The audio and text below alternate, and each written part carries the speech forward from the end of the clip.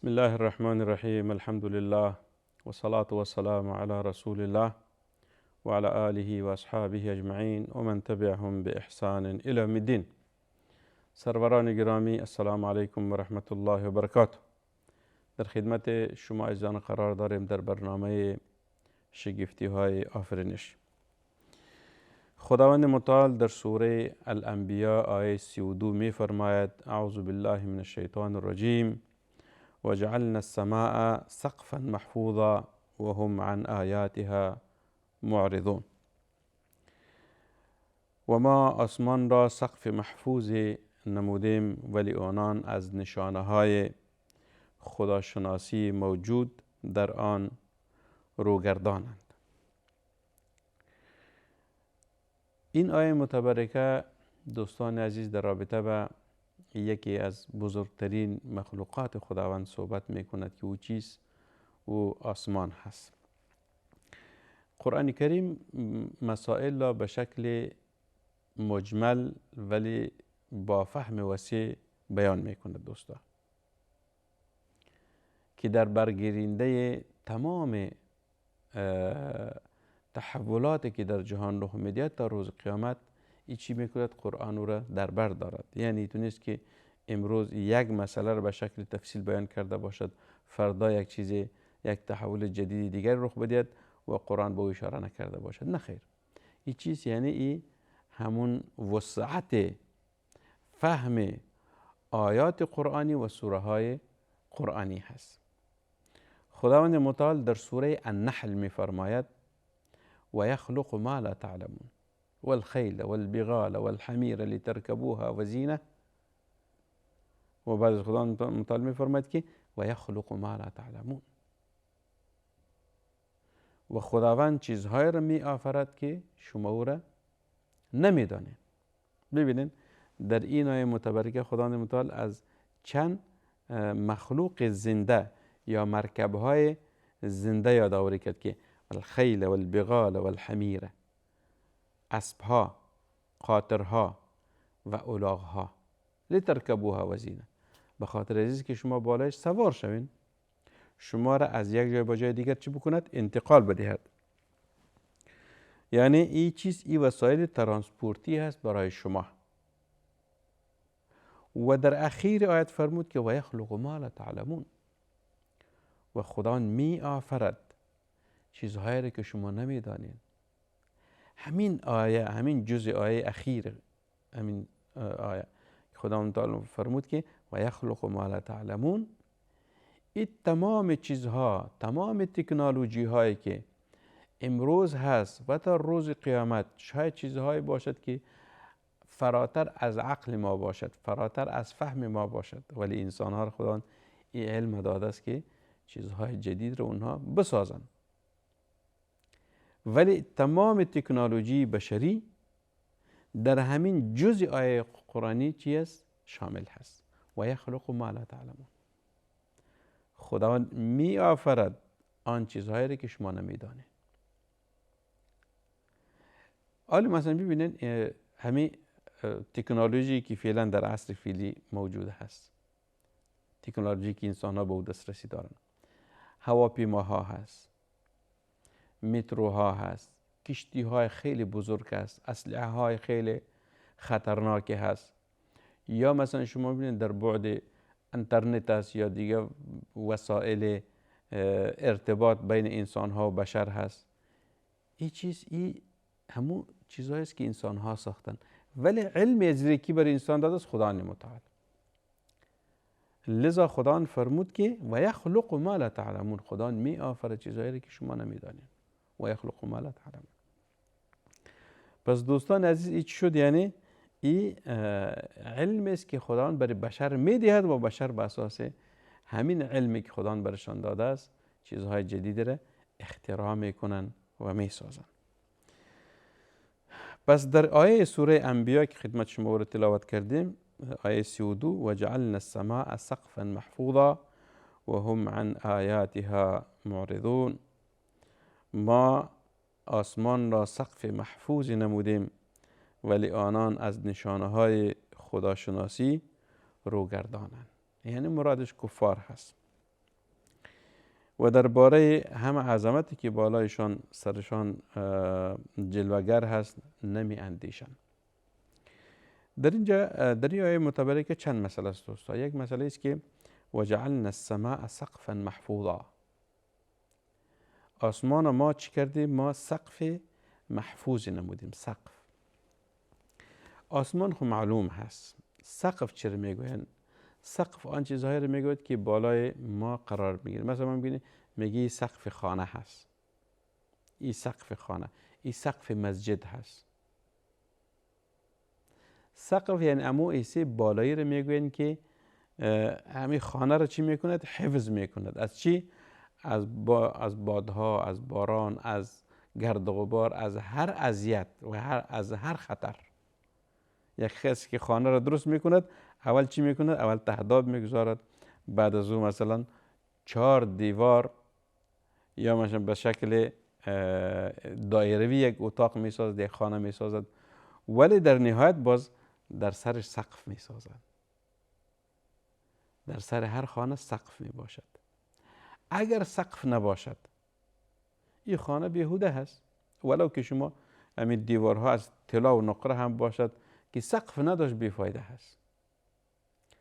و یک نمونه دیگه ش بگو، مثل دیگی که ما دو چی میکنیم، ما انسان ها دو غذا میپزیم، میگه هر دیگ چی دارد؟ سر دارد. وقتی که غذا رو پخته کردیم دو اما سرش رو بالش میگذاریم. این چی میکند؟ سر دیگی او را همه غذا را پاک نگهبانی میکند که دو غبار نفته، حشرات پرتاب نشود که غذای ما را خدا نخواسته نجس نسازد یا خراب نسازد. سقف چیز به خاطر حفظ و نگهبانی است. در اینجا خداوند متعال فرمود که وجعلنا السماء سقفا محفوظا، ما آسمان سقف محفوظ قرار داریم. این چی بود؟ یعنی این آیت در زمان پیامبر صلی الله علیه و آله نازل شده بود. در اونجا صحابه بودن.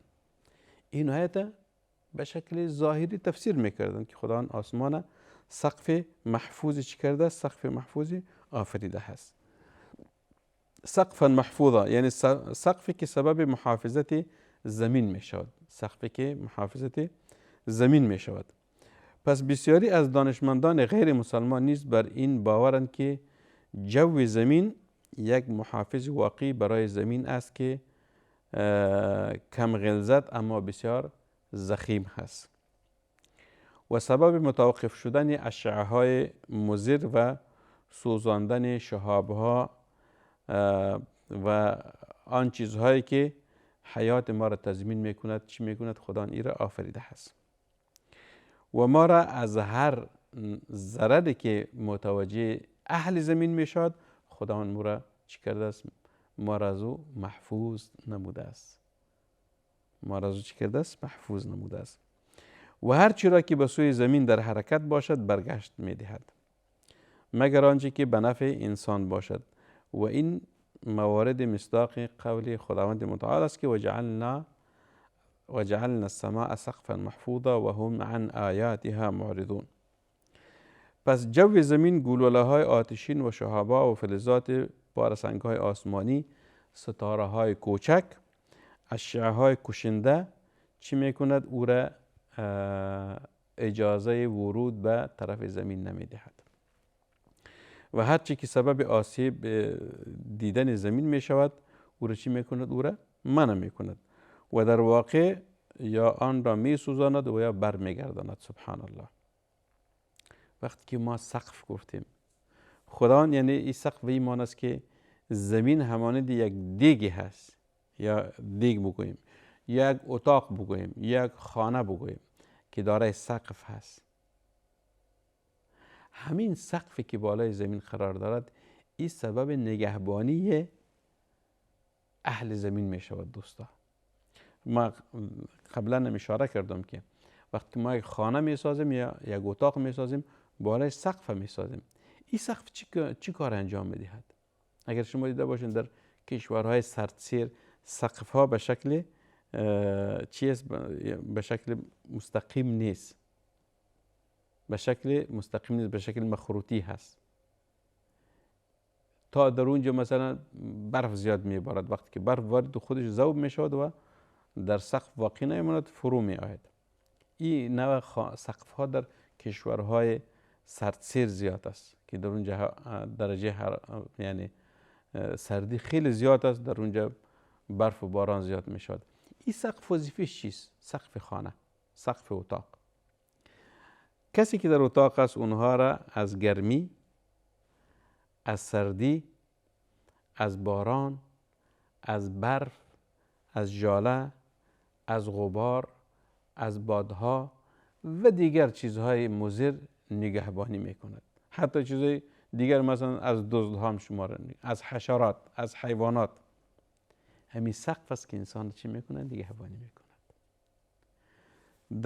پس خداوند متعال فرمود که وجعلنا السماء سقفا محفوظا، ما آسمان سقف محفوظ قرار دادیم. در اینجا سما یعنی مثل که قبلا هم اشاره کردم، سما میگه هر آن چیزی که بالای ما قرار داد و آسمان است. یک آسمان دنیا است که او رو ما میبینیم، آسمان نیلینی است که بسیار دور است از ما شما و از آسمان تا زمین امین منطقه وسط که است که خداوند متعال دو میلیاردها ستاره ها، سیاره ها، کهکشان ها را آفریده است. ولی در پهلوی از این مخلوقات خداوند متعال سقف را آفریده است که او سقفا محفوظا، و سقف است که سبب نگهبانی اهل زمین می شود. این سقف دو وظیفه را انجام می دهد دوستا، دو وظیفه را انجام می دهد. همان فلزات، همان شهاب ها، همان سنگ هایی که طرف زمین در حرکت است، وقتی که در این منطقه سقف برسد، در اینجا دو حالت رخ می دهد. یا او را همین حجاب ها یا سقف محفوظ که خداوند متعال گفته است میگه رو دوباره برمیگرداند که برگردد و طرف زمین پرتاب نشد و حرکت نکند. اگر به طرف زمین پرتاب شد، افتاد، حرکت کرد، اهل زمین نابود می سازد. اهل زمین نابود می سازد. شما گرده باشین بعضی اوقات ژاله همانند دانه های چهارمغز یا همانند تخم مرغ بعضی اوقات بزرگ می باشد. وقتی که به اندازه چهارمغز یا تخم مرغ شد، چقدر خطرات را به ما انسان ها چی می کند؟ راجع می کند. وقتی که همین ژاله بالا یک شیشه موتر پرتاب شد، شیشه ها را میشکناند، موترها یا ماشین ها را خراب می کند، درخت ها را، شاخه های درخت میشکناند، میوه ها را از بین میبرد. همین ژاله کوچک است. پس چه شود که سنگ های بسیار بزرگ طرف زمین حرکت کند؟ اگر خدا نخواسته این سنگ ها به زمین اصابت کند، شاید بسیار خطرات بزرگی را به ما انسان ها متوجه بسازد، همانند بم های اتم. و این سقوط سنگ ها و فلزات و شهاب ها به شکل مستمر طرف زمین در حرکت است. اینطور نیست که یک بار هست، به شکل دائم میاد. وقتی که در این ساحه میرسد، یک ساحه خاصی است که خداوند متعال او را چی کرده است؟ این در درس‌های گذشته به اشاره کردیم، طبقه 3 و 4 است که درجه حرارتش خیلی زیاد هست. وقتی که به این طبقه برمیگردد، یا دوباره او را برمیگرداند و یا او را ذوب میسازد که مبدل به چی میشود؟ مبدل به غبار و خاکستر میشود که هرگز ما او را باز حتی دیده هم نمیتونیم. پس چی شد؟ این معنای وجعلنا السماء سقفا محفوظا. ما آسمان چی کردیم؟ ما آسمان سقف محفوظ قرار دادیم. این چیز دوستان عزیز، این همین تفسیر همین آیه متبرکه است که خداوند متعال این را برای ما چی کرده است؟ این را بیان نموده است که ما اهل زمین، باشندگان زمین، همه انسان ها و دیگر مخلوقات، انسان است، پرنده ها هست، حشرات هست، حیوانات هست و در روی زمین خیلی چیزهای دیگری هست، همش محفوظ هست از هر نوع خطرات فضایی. از هر نوع خطرات فضایی چیست؟ محفوظ هست. یعنی به طرف زمین اینها رسیدن نمیتوانند، بلکه خداوند متعال قبل از رسیدن به طرف زمین چی را میکند؟ اینها را دوباره در اونجا متوقف می سازد تا به سوی زمین حرکت نکند. این چی بود؟ تقریبا یک بخش تفسیر این آیه متبرکه بود. بخش دومش است که سقفا محفوظا، همین آفتابی که خداوند آفریده است و روزانه صبح طلوع می کند و شب غروب می کند. این آفتاب خداوند متعال یک نعمت بزرگی برای ما انسان ها اهل زمین آفریده است. آفتاب خیلی وظایف زیادی را دارد، اما وظایف عامش یا ظاهریش است که وقتی که آفتاب طلوع کند جهان روشن می شود. جهان روشن می شود. ما آسمان می بینیم، ما زمین می بینیم، کوه‌ها را می بینیم، دریاها، جنگل‌ها، انسان‌ها. به اندازه دید چشم ما بسیار مسافات دور رو چی میکنیم؟ می بینیم توسط روشنی آفتاب. وقتی که شب شد باز ما خیلی 1 کیلومتر مسافت را هم دیدن نمیتونیم، چرا که تاریکی هست. یک وظیفه آفتاب شد. دوم وظیفه آفتاب حرارت دادن هست. حرارت انسان ها به اون نیاز دارن. ما از حرارت آفتاب استفاده میکنیم، ما انسان ها، حیوانات، پرنده ها. این وظیفه دیگر آفتاب است. خصوصا در زمستان اگر دیده باشین مردم در کشورهای سردسیر چی میکنن؟ به حرارت آفتاب میشینن که بسیار مفید هست. یعنی انسان میتونه که 24 ساعت در خانه وسایل گرمی را چی بکنه؟ روشن داشته باشد. میانده بیرون میشینن به حرارت آفتاب، بسیار مفید است. این دوم شد. سومش انرژی میدهد. همین آفتاب به چی؟ به نباتات انرژی میدهد. لذا همه نباتات هم به چی؟ به انرژی آفتاب نیاز دارند. به انرژی آفتاب نیاز دارند. مثل که انسان هم انرژی میدهد. اون کشورهایی که در اونجا آفتاب بیشتر هست، میگه همین استخوان انسان یک بزرگترین نعمت است در وجود ما. این هم به حرارت آفتاب نیاز دارد. و کسانی که در اونجا در کشورهایی که سردسیر است، در اونجا آفتاب بیشتر طلوع نمی کند، باران از دائم، در اونجا مردم با پوسیدگی استخوان روبرو هستند. با چی؟ با پوسیدگی استخوان روبرو هستند. و دیگر چیزی که در آفتاب موجود است یک نوع اشعه فرابنفش است که اگر خدا نخواسته او به طرف زمین برسد، شاید سبب نابودی بسیار انسان ها و زنده جان ها شود. پس همیست که خداوند متعال آسمان سقف محفوظ قرار داده است. یک لایه در اونجا موجود است که معجزه‌ها را، ما انسان ها و زنده جان ها را از هر نوع خطرات فضایی چی میکند؟ نگهداری میکند و محفوظ میدارد. پس بر ماست دوستان عزیز که شکر و سپاس خداوند به زبان بیاریم و طاعت و بندگی خداوند به جا بیاوریم تا از بنده های مؤمن خداوند قرار بگیریم. و صلی الله و سلم و بارک علی سیدنا و نبینا محمد صلی الله علیه و سلم.